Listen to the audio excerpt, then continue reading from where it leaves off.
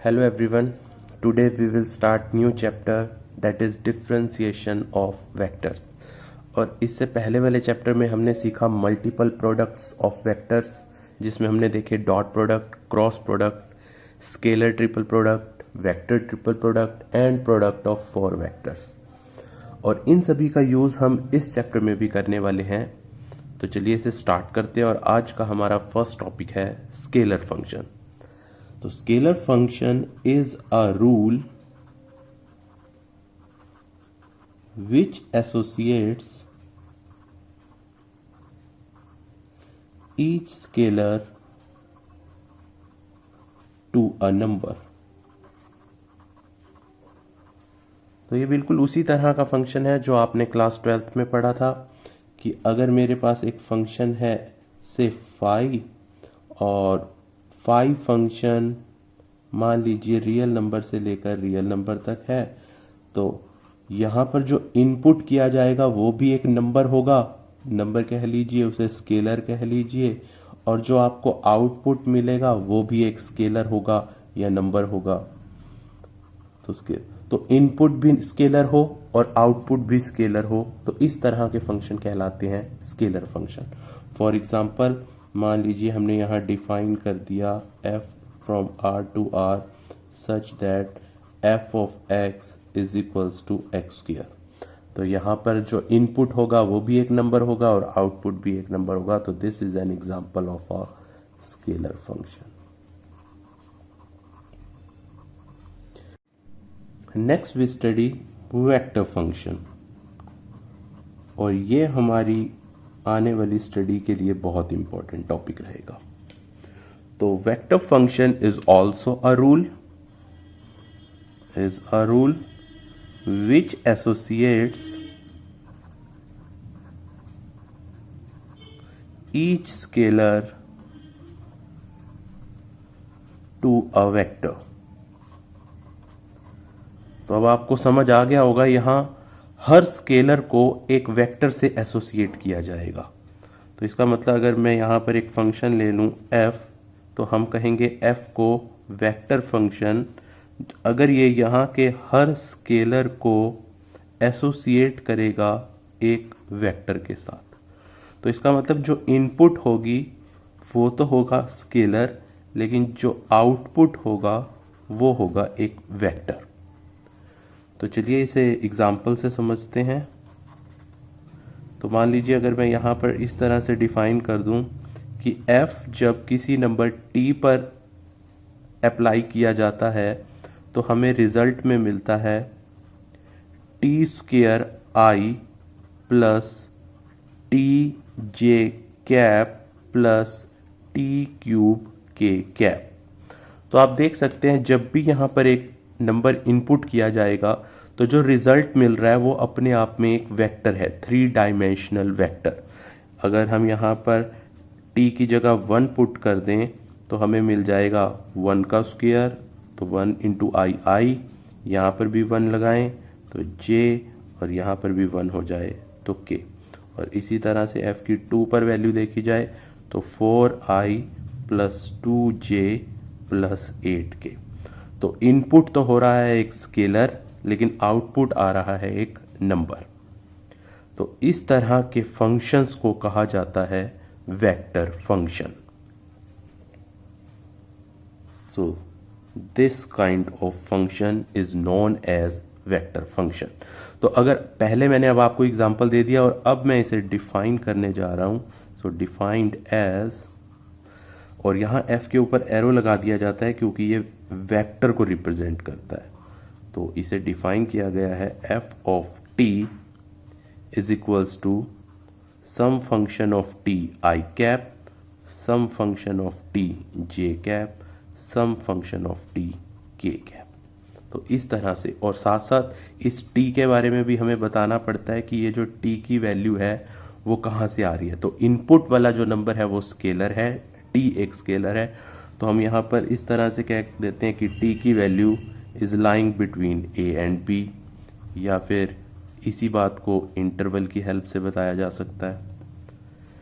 तो दोनों टॉपिक्स में सिर्फ इतना ही आपको समझना है कि अगर इनपुट स्केलर है और आउटपुट भी स्केलर है तब स्केलर फंक्शन है, लेकिन अगर इनपुट स्केलर है और आउटपुट है वेक्टर फिर ये कहलाएगा वेक्टर फंक्शन। नेक्स्ट, अब वेक्टर फंक्शन की ज्योमेट्री को समझते हैं, तो geometric interpretation. So our next topic is geometry of vector function, कि किसी भी वेक्टर फंक्शन को ग्राफ में कैसे समझा जाता है। तो इसे हम एक एग्जांपल की हेल्प से देखते हैं। मान लीजिए मेरे पास एक वेक्टर फंक्शन है f of t which is equals to ti plus T square J cap, और t की वैल्यू है इन बिटवीन 0 एंड 2। यहां पर जो हमने वेक्टर फंक्शन लिया है वो एक्चुअल में 2 डायमेंशनल ले लिया है, जिसमें सिर्फ i और j हैं और k वाला कंपोनेंट नहीं है, ताकि हम इसे इजीली ग्राफ में समझ पाए। तो चलिए यहां पर इसका ग्राफ ड्रॉ करते हैं। तो ये रहेगा हमारी x एक्सिस, ये हो जाएगी y एक्सिस, और यहाँ कुछ पॉइंट्स मार्क कर लेते हैं। ये 1, यहाँ 2, 1, 2, 3 एंड 4। अब आपको एक बात का ध्यान रखना होगा कि जब भी हम वेक्टर फंक्शन का ग्राफ ड्रॉ कर रहे होते हैं तो इनपुट वाले पार्ट का ग्राफ अलग से ड्रॉ किया जाता है और आउटपुट वाले पार्ट का अलग से। ये जो हमने एक्स वाई प्लेन बनाया है, इसे मैं यहाँ y को अलग से मेंशन कर देता हूँ। ये है हमारा y और ये x। तो जो हमारा ये एक्स वाई प्लेन है ये रिप्रेजेंट कर रहा है सिर्फ आउटपुट के ग्राफ को, और इनपुट का ग्राफ हम यहाँ पर बना लेते हैं, जो कि सिर्फ एक लाइन के ऊपर होगा जहाँ t की वैल्यू मूव करेगी 0, 1, 2, यहाँ हो जाएगा -1, -2, लेकिन हमारा t सिर्फ 0 से 2 के बीच में रहेगा। तो सबसे पहले जब आप t को रखेंगे 0, तो यहाँ पर मैं साथ साथ लिखना शुरू करता हूँ। तो f वेक्टर t को रखा 0, तो हमें मिला 0i प्लस 0j, तो इसका मतलब ये 0 वेक्टर मिला, और 0 वेक्टर आप जानते हैं यहाँ पर होता है। फिर नेक्स्ट 0 से 2 के बीच में एक पॉइंट ले लेते हैं 1/2। तो जब हम t की जगह यहाँ रखेंगे 1/2, तो हमें मिलेगा यहाँ 1/2i प्लस 1/2 स्क्वायर, जो कि हो जाएगा 1/4 और साथ में j। अब इस वेक्टर को हमें ड्रॉ करना है। तो 1/2i, तो यहाँ पर x की डायरेक्शन में 1/2 और y की डायरेक्शन में ऊपर की तरफ 1/4। तो और अगर मैं ओरिजिन से अब इस पॉइंट को मिला दूं तो ये जो वेक्टर है ये कहलाएगा f वेक्टर 1/2। नेक्स्ट और बीच के पॉइंट्स पुट करते हैं। मान लीजिए नेक्स्ट मैं t की जगह 1 पुट करूं तो f वेक्टर की 1 पर जो वैल्यू मिलेगी वो हो जाएगी 1i प्लस 1j, तो i प्लस j। अब इस वेक्टर को अगर ड्रॉ करें तो i की डायरेक्शन में 1 यूनिट, j की डायरेक्शन में भी 1 यूनिट, तो यहाँ पर हमें एक पॉइंट मिलेगा, और ओरिजिन से इसे जोड़ दें तो ये जो वेक्टर है वो है हमारा f vector at the point 1। और इसी तरह से चलते चलते आपको अलग अलग वेक्टर्स मिलते चले जाएंगे। सबसे लास्ट पॉइंट के लिए पुट करें तो जब f की वैल्यू 2 पर निकाली जाएगी तो हमें मिलेगा 2i प्लस 2 स्क्वायर 4j। तो x की डायरेक्शन में 2 यूनिट्स, y की डायरेक्शन में 4 यूनिट्स, तो आपको लगभग यहाँ पर एक पॉइंट मिलेगा, और इसे ओरिजिन के साथ जोड़ दें तो ये जो पॉइंट है वो है f vector at the point 2, और वेक्टर्स है ये 2i प्लस 4j। तो इस तरह से अलग अलग वेक्टर्स मिल गए। लेकिन जब हम इसका ग्राफ बनाते हैं तो हम इस तरह से वेक्टर्स नहीं लगाते। ये जो मैंने सारा काम किया है ये आपको सिर्फ समझाने के लिए किया है, एक्चुअल में इसका ग्राफ ऐसे नहीं बनता है। तो अब मैं इसका एक्चुअल ग्राफ आपको बताने जा रहा हूं कि होगा क्या। हम फिर से ड्रॉ कर लेते हैं एक्स वाई प्लेन, और यहां मैं फिर से मार्क कर लेता हूं। ये हो गया 1, ये हो गया 2, यहां 1, 2, 3 एंड 4। और जब हम सबसे पहला पॉइंट 0 के लिए रखेंगे तो वेक्टर आया था 0, अब भी ये तो यही रहेगा। जब हमने 1/2 वैल्यू रखी तो आपने देखा कि हमें ये स्मॉल वाला वेक्टर मिला। लेकिन इस बार ये स्मॉल वेक्टर नहीं ड्रॉ करेंगे, हम बिल्कुल इसका ये एंड पॉइंट टिप ड्रॉ कर देंगे कि लास्ट पॉइंट क्या था, यहां से 1/2 यहां से, तो सिर्फ यहां डॉट लगा दिया जाएगा। और इसी तरह से 1 के केस में ये जो वेक्टर बना था, इस बार भी 1 के केस में जो वेक्टर बनेगा सिर्फ एक डॉट लगा दिया जाएगा, हम इस तरह से एरो लगाकर नहीं दिखाएंगे। और इसी तरह से 2 के लिए जो वेक्टर बना था वो था 2 + 4j, और इस बार भी सिर्फ यहाँ डॉट लगा, और इन सभी डॉट्स को अब मिला दिया जाएगा। हमने तो यहाँ सिर्फ कुछ पॉइंट लिए हैं, 0 से 2 के बीच इनफाइनाइट पॉइंट्स आएंगे, और जब आप इन सभी पॉइंट्स को इस तरह से मिला दोगे तो आपको एक इस तरह से एक ग्राफ बनता हुआ दिखेगा, और ये ग्राफ कहलाएगा graph of vector function f vector t, जो कि है t of i plus t² j cap. तो ग्राफ में हम सिर्फ टिप्स, मतलब कि जो ये एंड पॉइंट्स हैं, सिर्फ इन्हें लेकर मिला देते हैं और ये कहलाता है ग्राफ। जबकि बैकग्राउंड में इसे देखकर आप आइडिया नहीं लगा पाएंगे कि ये एक एक वेक्टर से मिलकर बना हुआ ग्राफ है। तो जब भी आप वेक्टर फंक्शन को पढ़ें, आपके माइंड में ये सब बात होनी चाहिए कि एक्चुअल में ये वेक्टर फंक्शन एक एक वेक्टर के टिप्स को ड्रॉ कर कर बनाया जाता है। नेक्स्ट देखते हैं। So our next topic is derivative of a vector function with respect to scalar। अब हम वेक्टर फंक्शन को समझ गए हैं, उसके ग्राफ को भी हमने देख लिया है, अब हम निकालेंगे उसका डेरिवेटिव। तो चलिए मान लेते हैं एक vector function let f vector of t, चलिए इसे मैं फिर से 2 डायमेंशनल वेक्टर ले लेता हूं। तो x of i cap, x of t i cap, some function of t, some function of t into J cap, और t की वैल्यू मान लेते हैं in between a to b। और कई बुक्स में आप देखेंगे यहाँ f की जगह r सिंबल का भी यूज कर लिया जाता है, r वेक्टर ऑफ t। तो मुझे दिया गया है एक वेक्टर फंक्शन, तो चलिए इसका ग्राफ ड्रॉ कर लेते हैं। तो आप जानते हैं जब यहाँ xy प्लेन में ग्राफ बनाया जाता है तो वो सिर्फ आउटपुट इस वेक्टर फंक्शन का ग्राफ होता है, और t की वैल्यू को हम अलग से दिखा देते हैं, t is in between a and b। तो मान लेते हैं कि इनके बीच में जो ग्राफ बनेगा वो कुछ इस तरह का बन गया है।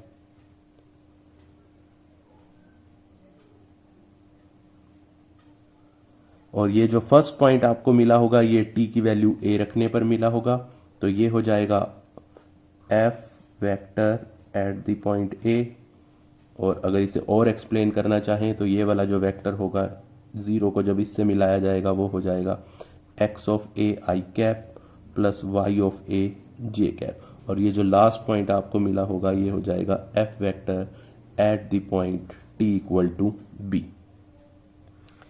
और अब मुझे इस फंक्शन का निकालना है डेरिवेटिव, और डेरिवेटिव का फॉर्मूला बिल्कुल वही रहने वाला है जो आपने क्लास 12th में सिंपल फंक्शंस के लिए पढ़ा था।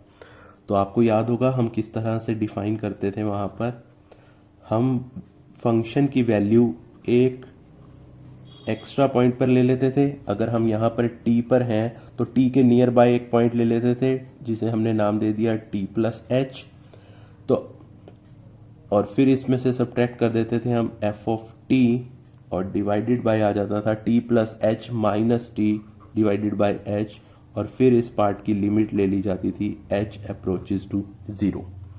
इसी बात को अगर मैं आपको ज्योमेट्री में दिखाऊं तो हुआ क्या है, एक पॉइंट a और b के बीच में चूज किया गया t, तो मान लीजिए जो भी पॉइंट था उसका जो वेक्टर बना वो इस पॉइंट पर बना। तो यहां से अगर मैं इसे जोड़ दूं तो ये एरो लगाकर ये है हमारा f ऑफ t। फिर t से थोड़ा सा आगे एक और पॉइंट लिया गया जिसे हमने कहा t प्लस h, तो t से थोड़ा सा दूर आगे एक पॉइंट, और इस पर जब वेक्टर निकाला गया तो ये थोड़ा सा और ऊपर की तरफ वेक्टर आ जाएगा जिसे हम कह देंगे f of t plus h। अब मैं इस पिक्चर को थोड़ा सा आपको क्लियर करके दिखा देता हूं ये हुआ किस तरह से है। ओरिजिन से एक पॉइंट लिया गया, ये जो फर्स्ट वेक्टर बना है इसे तो हमने कहा है f ऑफ t, फिर t से थोड़ा सा दूर एक पॉइंट लिया गया, उसके कॉरस्पॉन्डिंग जो हमें वेक्टर मिला उस वेक्टर को हमने कह दिया f vector of t plus h। और अगर मैं इन दोनों को एक स्ट्रेट लाइन से जोड़ दूं तो इस वेक्टर को आप जानते हो वेक्टर में एडिशन लॉ होता है कि 0 A B, अगर इन्हें नाम दे दो तो 0 से A से B और वो फाइनली हो जाता है 0 से B। तो अगर यहाँ पर अप्लाई मैं कर दूँ इस ट्रायंगल लॉ को तो 0A plus AB equal to OB, और यहाँ से अगर हम AB वेक्टर की वैल्यू निकाल लें तो वो हो जाएगी OB माइनस OA, और OB जो वेक्टर है वो है f of t plus h, और OA जो वेक्टर है वो है f ऑफ t। तो फाइनली हमने ये वाला जो गैप था इस वेक्टर और इस वेक्टर के बीच में उसे लिख लिया, और डिवाइडेड में इन दोनों का जो गैप था उसे लिख दिया। और अब हम इसे सॉल्व करने वाले हैं और देखते हैं क्या रिजल्ट आता है। तो लिमिट h अप्रोचेस टू 0। अब यहाँ पर f of t plus h में हम f की वैल्यू पुट करने वाले हैं, तो ये सबसे पहला हो जाएगा x of t plus h i cap plus y of t plus h j cap. Similarly f of t की जगह आ जाएगा x of t i cap plus y of t j cap and whole divided by h। So next limit h approach to 0।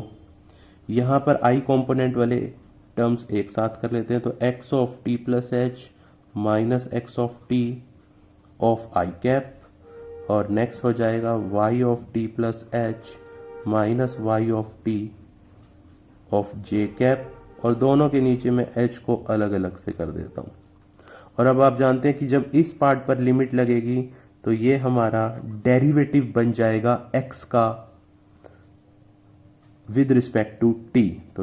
तो limit apply करने के बाद ये जो पार्ट बनेगा वो हो जाएगा dx बाई dt, और साथ में है i कैप, और ये जो फॉर्मूला है ये y के डेरिवेटिव का है, तो dy अपॉन dt साथ में है j कैप। और फाइनली ये जो हमारा आया इसे कहते थे हम डेरिवेटिव। तो हमने किया है f वेक्टर फंक्शन का डेरिवेटिव, इसे रिप्रेजेंट किया जाता है derivative of vector f with respect to t। तो ये हमारा फाइनली फॉर्मूला बन गया। अगर r में लिखेंगे तो लिख दिया जाएगा dr बाई dt, f में लिखेंगे तो df बाई dt, और शॉर्ट में अगर इसे लिखना हो तो आप ऐसे भी लिख सकते हैं x dash t i cap plus y dash t of j cap. तो अगर आपको कोई भी वेक्टर दिया हो और आपको करना हो इसका डेरिवेटिव, तो f का डेरिवेटिव होगा df बाई dt, या फिर इसके लिए सिंबल यूज कर लिया जाता है f vector prime of t। और जो फाइनली फॉर्मूला रहेगा यहाँ फर्स्ट कंपोनेंट का डेरिवेटिव कर दीजिए तो dx बाई dt, साथ में लगा दीजिए i कैप, सेकेंड कंपोनेंट का डेरिवेटिव कर दीजिए dy बाई dt, और साथ में लगा दीजिए j कैप। तो ये हमारा फॉर्मूला रहेगा किसी भी वेक्टर फंक्शन के डेरिवेटिव निकालने का। और साथ साथ मैं आपको यहाँ पर यह भी बताना चाहूँगा कि ज्योमेट्री में इसका क्या मतलब है डेरिवेटिव का। तो इन टर्म्स ऑफ ज्योमेट्री तो आपने देखा ये इस गैप को रिप्रेजेंट कर रहा है, और लास्ट में हम लिमिट ले लेते हैं h अप्रोचेस टू 0। तो h अगर 0 को अप्रोच करेगा तो ये जो t प्लस h वाला पॉइंट है ये धीरे धीरे t की तरफ चला जाएगा, और ये जो हमारा गैप बना था ये तो फर्स्ट वेक्टर आया था t के लिए, और जो सेकंड वेक्टर आया था वो t प्लस h के लिए। लेकिन जैसे जैसे ये t की तरफ जाएगा, मतलब h की वैल्यू 0 हो जाएगी, तो ये वेक्टर भी धीरे धीरे नीचे की तरफ आ जाएगा, ये इतना दूर नहीं होगा। और जैसे जैसे ये इसके नज़दीक आ जाएगा तो ये जो आपका वेक्टर बन रहा है ये एक्चुअल में टेंजेंशियल को शो करेगा, बिल्कुल उस तरह से जैसे क्लास 12th में आपको सिखाया गया है। तो यहाँ पर भी डेरिवेटिव वेक्टर शोज या रिप्रेजेंट्स टेंजेंशियल वेक्टर। तो मैं बहुत ज़्यादा से इसको एक्सप्लेन नहीं कर रहा है टेंजेंशियल, क्योंकि ये बिल्कुल सेम वही कॉन्सेप्ट है जो आपने क्लास 12th में पढ़ा है। और अगर आप अभी पढ़ना चाह रहे हैं तो एक चैनल के ऊपर लेक्चर सीरीज है कैलकुलस की, उसमें आपको ये सारी ज्योमेट्री फिर से करते हुए दिखाई गई है, तो अब वहाँ से आप देख सकते हैं। सो फाइनली वी लर्न, तो हमने देखा कि अगर f कोई वेक्टर फंक्शन है, और इस बार हमने वेक्टर फंक्शन 3 डायमेंशनल ले लिया है, तो f के डेरिवेटिव को जिसे f डैश टी या df बाई dt से रिप्रेजेंट किया जाता है। तो अब आपको इसके दो फॉर्मूलाज याद रखने हैं कि अगर लिमिट में ये फॉर्मूला होगा तो वो हो जाएगा f vector at the point t plus h minus f vector at the point t divided by h and limit h approaches to 0। और जब हमने इस पार्ट को सॉल्व किया तो आपने देखा अलग अलग से तीनों का डेरिवेटिव आ जाता है। तो x dash T I cap, y dash T J cap and z dash T के कैप। तो चलिए अब इससे रिलेटेड कुछ क्वेश्चंस देखते हैं।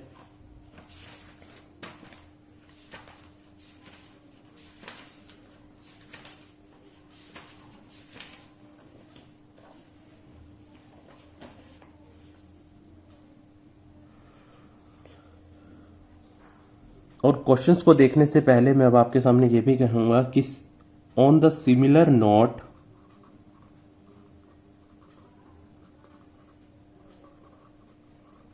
वी कैन फाइंड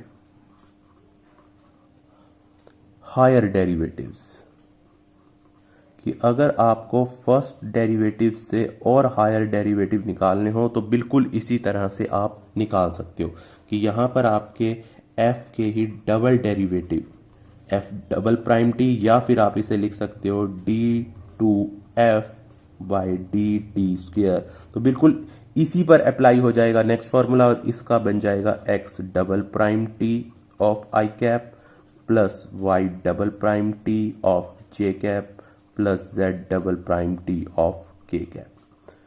तो जैसे हमने क्लास 12th में हम डबल डेरिवेटिव करते थे बिल्कुल उसी तरह से थर्ड डेरिवेटिव या फोर्थ डेरिवेटिव भी फाइंड किए जा सकते हैं।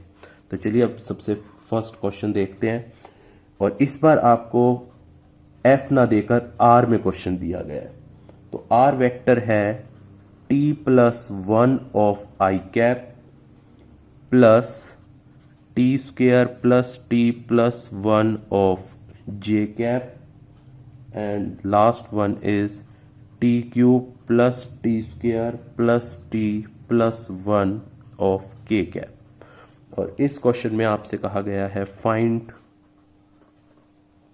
सबसे पहले निकालना है r का derivative with respect to t और सेकंड निकालना है r का double derivative with respect to t। तो अकॉर्डिंग टू दिस फॉर्मूला आप समझ गए होंगे कि अगर हमें d by D t of r vector निकालना है तो इसका मतलब रहेगा डेरिवेटिव ऑफ r वेक्टर, जो कि ये सारा का सारा लिखा जाएगा। तो t plus 1 of I cap plus T square plus T plus 1 of J cap plus T cube plus T square plus T plus 1 of के कैप।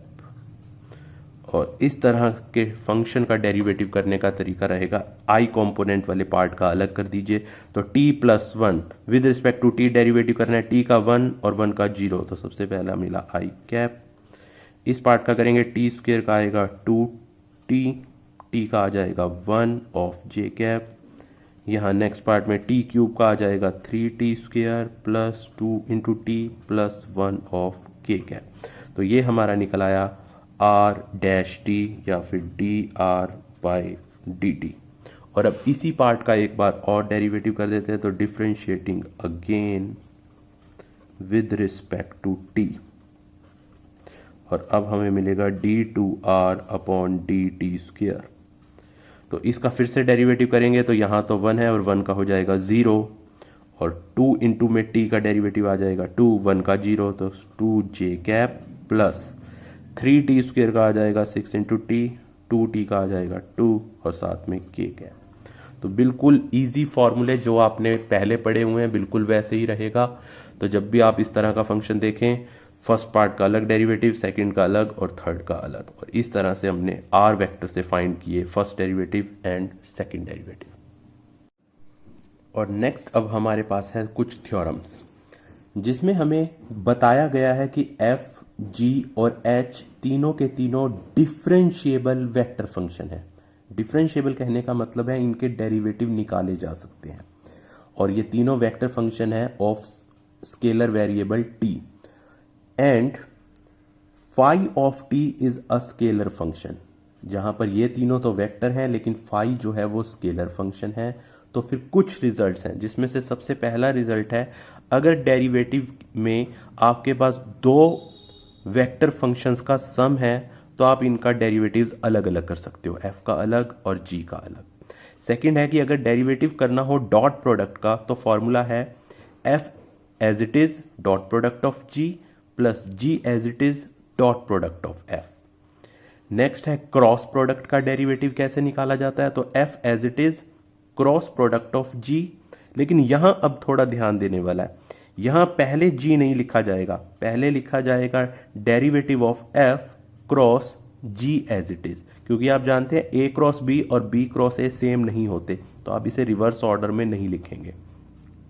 नेक्स्ट है डेरिवेटिव के अंदर एक स्केलर और एक वेक्टर फंक्शन आ जाए तो क्या रहेगा, first function as it is second का derivative plus second function as it is f as it is phi का डेरिवेटिव। यहां आगे पीछे होने से कोई प्रॉब्लम नहीं है।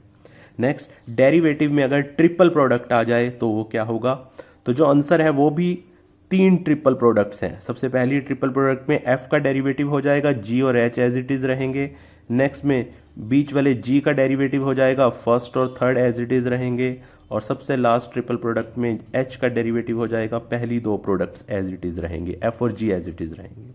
और अगर डेरिवेटिव करना हो वेक्टर ट्रिपल प्रोडक्ट का तो इसका भी सिंपल फॉर्मूला रहेगा याद करने के लिए, तो कि फर्स्ट वाले का डेरिवेटिव कर दो और बाकी दोनों की cross product as it is रहने दो, एक बार g का डेरिवेटिव कर दो, f और h एज इट इज रहने दो, और एक बार h का डेरिवेटिव कर दो और f और g एज इट इज रहने दो। लेकिन ब्रैकेट्स का ध्यान रखिएगा, हमेशा first term as it is रखी गई है और लास्ट दो के बीच में ब्रैकेट रखी गई है। तो इनमें से कुछ फॉर्मूलाज का प्रूफ मैं आपको बता देता हूं कैसे करना है, बाकी सिमिलर जैसे एक का प्रूफ करेंगे बाकी के भी वैसे हो जाएंगे, या आप बुक में देख सकते हैं, इजीली आपको समझ आ जाएंगे। तो फर्स्ट मैं इसके प्रूफ से स्टार्ट करता हूं, ये फर्स्ट वाला तो काफी इजी रहेगा, तो डॉट प्रोडक्ट वाला देखते हैं। तो अब हम सेकंड पार्ट में प्रूव करने वाले हैं डेरिवेटिव ऑफ डॉट प्रोडक्ट, जिसका फॉर्मूला था f as it is dot product of derivative of g plus g as it is dot product of derivative of f। तो चलिए इसका प्रूफ देखते हैं। तो लेफ्ट हैंड साइड से स्टार्ट करते हैं। लेफ्ट हैंड साइड में हमें दिया गया है derivative of f of t dot g of t। तो शुरू में हमने देखा था कि डेरिवेटिव को हम लिमिट वाले फॉर्मूले से भी कर सकते हैं, तो अगर हम इसे लिमिट के फॉर्मूले के अकॉर्डिंग लिखें तो ये बन जाएगा लिमिट h अप्रोचेस टू 0। सबसे फर्स्ट पार्ट में हम t की जगह कर देते हैं t प्लस एच, तो f t plus H dot g of t plus H, और फिर माइनस में यही पार्ट एज इट इज लिख दिया जाता है f of t dot g of t and divided by h। और अब अगर आपको इसकी ज्योमेट्री याद हो तो मैंने कुछ आपको इस तरह से बताया था कि ये ओरिजिन है और ओरिजिन से कुछ जो फर्स्ट वेक्टर बनेगा वो था हमारा f ऑफ t, और जब t को t प्लस एच पुट किया तो जो नया वेक्टर बना था उसे हमने कह दिया था f of t plus H. और फाइनली इन दोनों को जब हमने मिलाया था तो ये जो वेक्टर निकला था तो इसे a पॉइंट और इसे b पॉइंट कह दिया था, तो OA प्लस AB इक्वल टू OB। तो फाइनली ये जो हमें मिलता है वो था f of t plus H minus f of t। और इसे आमतौर पर कह दिया जाता है कि चेंज इन f, कि शुरू में f ये था, t की जगह t प्लस एच किया तो f ये हो गया, तो f में इतना चेंज आया, और चेंज ऑफ f को लिख दिया जाता है डेल्टा ऑफ f से। तो ये सिर्फ एक इसकी नोटेशन, एक सिंबल है कि इस पार्ट को डेल्टा ऑफ f से रिप्रेजेंट कर दिया जाता है। तो अगर अब मैं इन वैल्यूज का यहां यूज कर लूं तो आप देख के बताइएगा, तो यहां ट्रायंगल लॉ के according f of t plus OA प्लस AB, और AB को अब हमने कह दिया डेल्टा f, तो ये दोनों मिलकर बन जाएंगे OB जो कि है f of t plus H.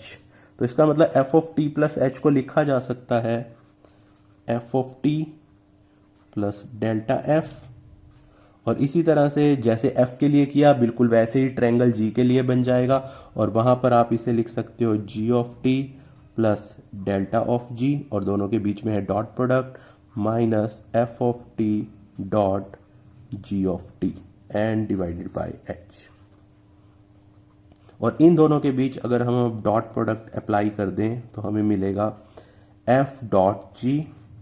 तो अब से मैं चलिए टी लिख देते हैं, एफ डॉट जी। नेक्स्ट हमें मिलेगा एफ डॉट डेल्टा जी, तो F of T dot delta of ji plus next delta of F dot G of T और प्लस नेक्स्ट मिल जाएगा delta of F dot delta of जी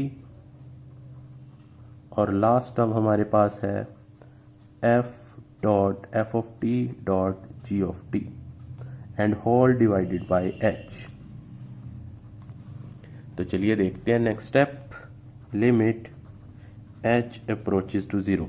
अगर अब आप answer को भी देखें तो उसके अकॉर्डिंग आपको समझ आ जाएगा कि कौन सी टर्म्स को एक साथ रखना है। तो हमें कुछ इस तरह का पार्ट बनाना है कि F vector as it is और डॉट में जी का डेरिवेटिव बन जाए।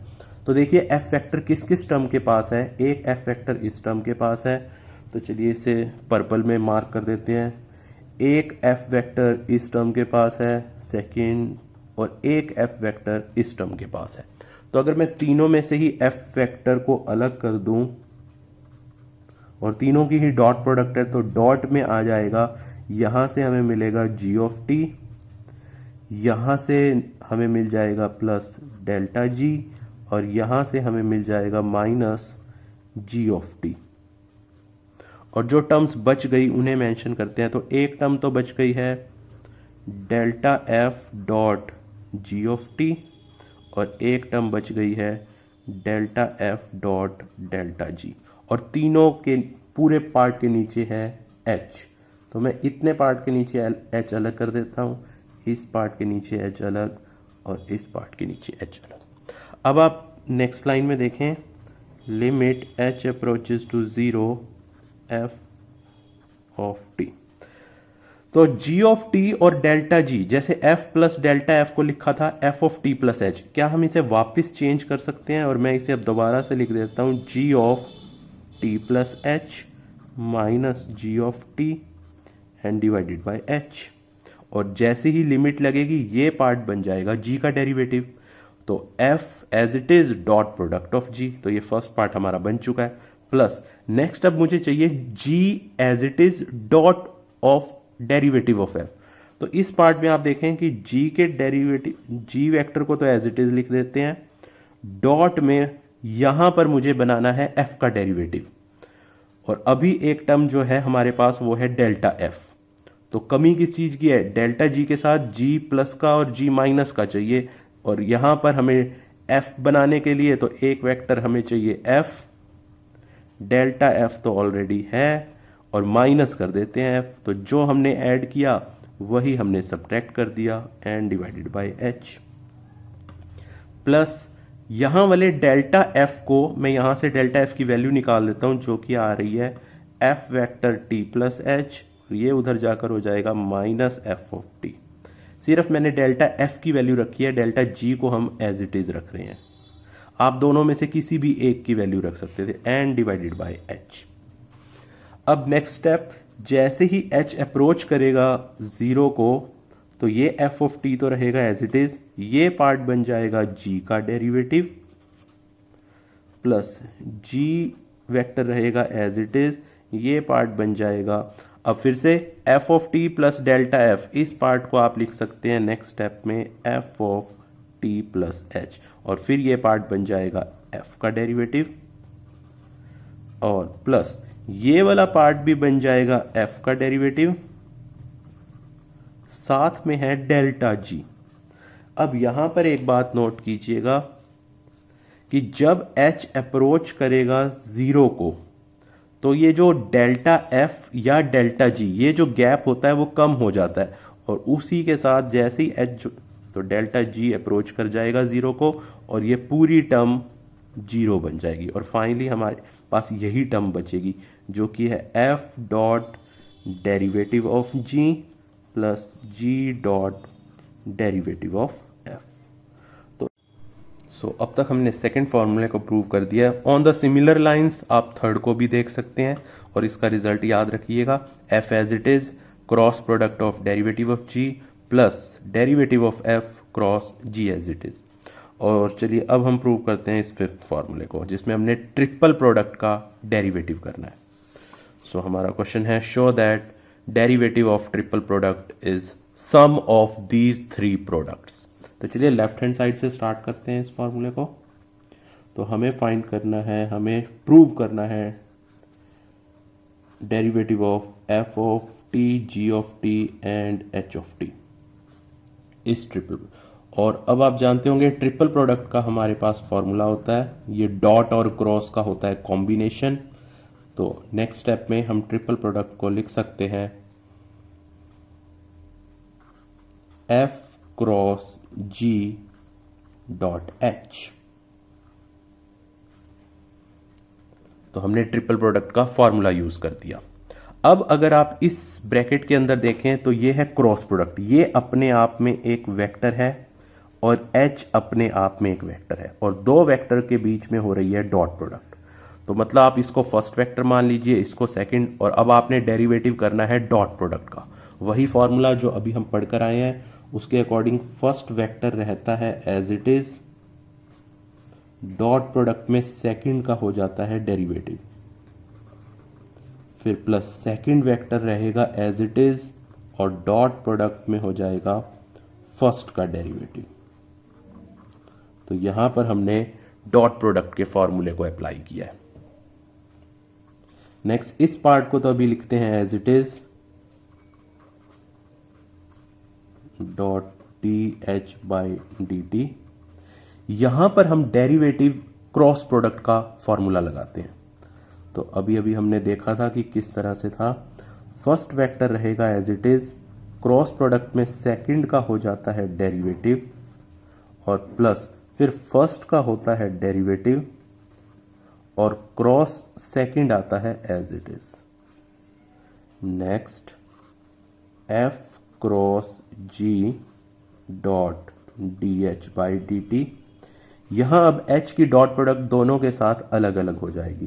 तो सबसे पहले आएगा h dot F cross D ji by D T और प्लस h की डॉट प्रोडक्ट थर्ड के साथ अलग हो जाएगी, तो h dot D F by D T cross G. तो चलिए फिर से एक और स्टेप लिखते हैं। तो f cross g dot d h by D t. अब आप जानते हो डॉट प्रोडक्ट को आप आगे पीछे कर सकते हो कि a dot b is equals to b dot a. तो मैं इस ब्रैकेट को पहले लिख देता हूं f cross D ji by D T dot H. और सिमिलरली यहां पर भी हम पहले लिख देते हैं D F by D T cross G और लास्ट में लिख देते हैं डॉट एच। अब आप जानते हो कि क्रॉस और डॉट के जो कॉम्बिनेशन है ये ट्रिपल प्रोडक्ट बनते हैं। तो ये ट्रिपल प्रोडक्ट बन जाएगी f vector, g vector and d h by D t. Similarly ये क्रॉस और डॉट का कॉम्बिनेशन बन जाएगा f vector, d ji by D t and h vector. और सिमिलरली ये भी ट्रिपल प्रोडक्ट बन जाएगा d F by D t, फिर जी वेक्टर, फिर एच वेक्टर।